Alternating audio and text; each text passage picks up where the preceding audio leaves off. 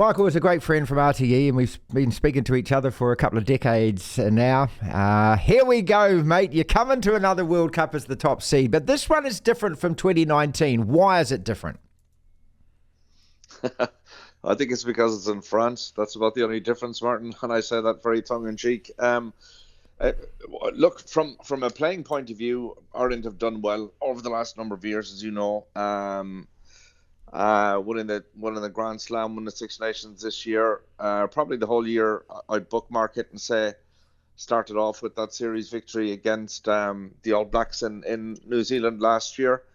And I think that was the basis on which they have prepared for this Rugby World Cup. So, I mean, Ireland have beaten New Zealand, they've beaten South Africa, they've beaten everything that the Northern Hemisphere teams have thrown at them in the Six Nations this year. So it gives a degree of confidence. It certainly has Ireland going into the Rugby World Cup as number one ranked in the world. But I have said to you on many, many occasions in the past, the only world ranking that counts is what's going to happen in the next 2 months. And it's the Rugby World Cup is the ranking that counts, and not what some genius of a mathematician decided was going to be the most convoluted formula, almost as convoluted, by the way, as making the draw 1,000 days out from the very first game. Lord.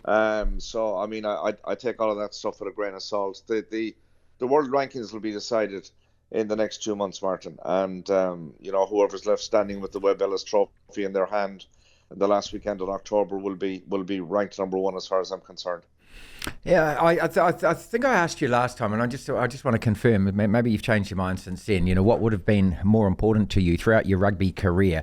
A victory over the All Blacks in New Zealand, which you've already done, but a series victory in New Zealand. Now compare that to winning a Rugby World Cup. Obviously, the World Cup has got to be bigger, doesn't it? It probably does, and I don't mean that in a disrespectful way to the people of New Zealand, who I've the greatest love and affection for, because when Ireland won the series last year, when they won the first game in Dunedin. In Dunedin, yeah, sorry, I was getting myself in a knot there. When they won the second test in Dunedin, I said to the small Irish media group that travelled, I said, listen, we better celebrate this tonight because this may never happen again. And of course, lightning did strike twice. The second victory came in the Cape Tin in Wellington a week later. And the feeling that night was, and subsequently for a good period of time, was just of a tremendous warmth and glow. Just how much it really meant to Irish people, how much it meant for Irish rugby, and the fact that we have so much respect for New Zealand as a country and as a rugby playing nation, and we've always held the people from there in highest esteem. So for Ireland to go on and win the series there was just sensational, to be fair about it.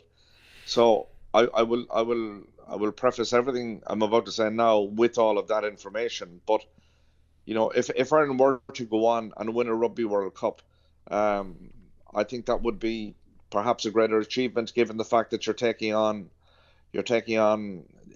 teams from all over the world, basically, rather than just one particular area.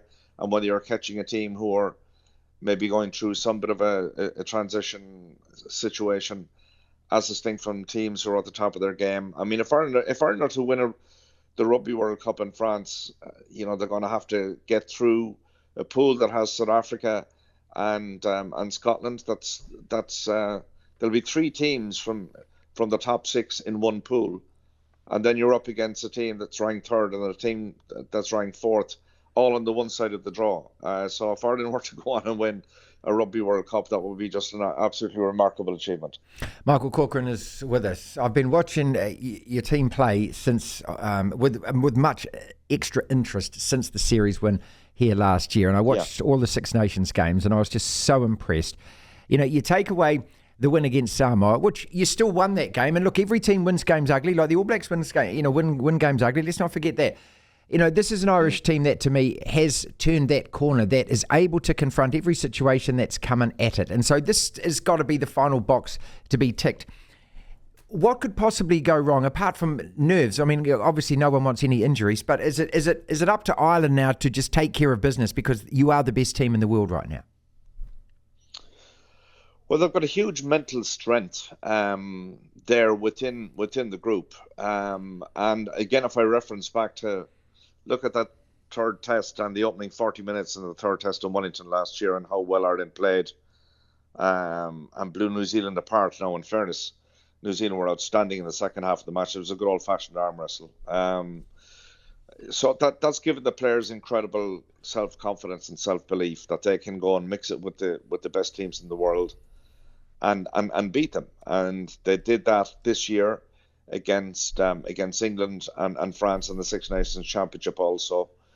The World Cup warm-up games are just a means to an end as far as I'm concerned, to be fair about it. I mean, you have players who are, ahead of selection, almost going through the motions of trying to get their match sharpness up, trying to avoid injury. And, I'm not saying going into something half-baked, but not really sort of 100% committed. The whole idea of those is to get a bit of match sharpness there and to show the coaches you're still a great bloke and get in the squad of 30-odd players who will go to the Rugby World Cup. So I would say that's what those games, especially the one, the Samoa game down the road in Bayonne, was played in an absolute downpour. Now, we know it rains in Ireland as well. But Ireland didn't play particularly well that night, but they did a big number on England, the week before back in Dublin at the Aviva Stadium. So, I mean, you kind of take the positives out of those things. The one area, Martin, that would concern me that has been consistent from an Irish point of view, the one worry I would have is that the Irish lineout hasn't gone well in those three games, and that's one area that they will need to address, ahead of maybe not particularly this weekend or the following weekend, Romania and Tonga, but it's South Africa and Scotland who are following up quickly after that. So they've got a couple of weeks to get their act together. Yeah, that was my final question, was going to be about the draw. I mean, the All Blacks draw, it doesn't help us at all. We play France in our opening match, and then we get Uruguay, and then we get Italy, and then we get Namibia, or whatever order. But we go into that game, that quarterfinal, and I don't know whether you can say battle hardened, because none of those teams are going to provide the kind of resistance. When I look at your draw, you've got Romania, which is a good warm-up to play Tonga, which is going to be tough and physical, and then you get South Africa, and then you follow that up a week later against Scotland, and we presume you go into a quarterfinal. It's like you're playing knockout football from that South Africa game. That's the way to build into the business end, isn't it? 100% it is, yeah. And I mean, I was just thinking about that earlier in the day today. That game, that opening match in Paris, that France-New Zealand game is ginormous for both of those teams. But effectively, you can then mix and match all the way throughout the rest of the pool stages. That's the question I would pose. Are you going to arrive battle-hardened in a quarterfinal of the competition? I'm not necessarily sure that you will be. But on the flip side of that coin, from an Ireland point of view, with the greatest respect to Romania and Tonga over the next couple of weekends, that's a kind of gradual build-up to that huge game against South Africa. It's a really big game against Scotland, and then you arrive into a quarterfinal. So, yes, you're 100% right. You're playing knockout footy really effectively from an Irish point of view from game 3 onwards. So, I mean that they showed that they were capable of doing that. Again, I go back to the New Zealand thing. They showed they were, they lost in the first game and lost heavily in Eden Park. They won the following weekend in Dunedin, and they won the weekend after in Wellington. So they're well used to playing top quality international teams one weekend after another, and that will be put to the test. But this is what they've been preparing for over the last number of years, and it's it's a big opportunity. They're not afraid to play anybody. That's the reality about it. And let's see which way the ball bounces over the next while. Who's going to win the World Cup then, Michael? And who wins out of France and the All Blacks this coming Saturday morning New Zealand time? I think France have had a bit of difficulty with injuries. Roman Ntamack is obviously missing. Jonathan Danty is gone. Paul Willemse missing. Cyril Bay.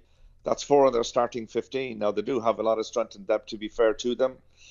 The All Blacks, I think that the big blessing in disguise, if I can call it that, for the All Blacks was being beaten by South Africa and the manner in which they were beaten by South Africa, because that lowers the level of expectation, not maybe within the country of New Zealand, but outside of New Zealand. It lowers the level of expectation surrounding the All Blacks going into this game, and I think that gives them a really good chance. I think they will surprise people, surprise French people. I'm expecting New Zealand to win that game on Friday night, and that will really set the cat amongst the pigeons for the entire competition.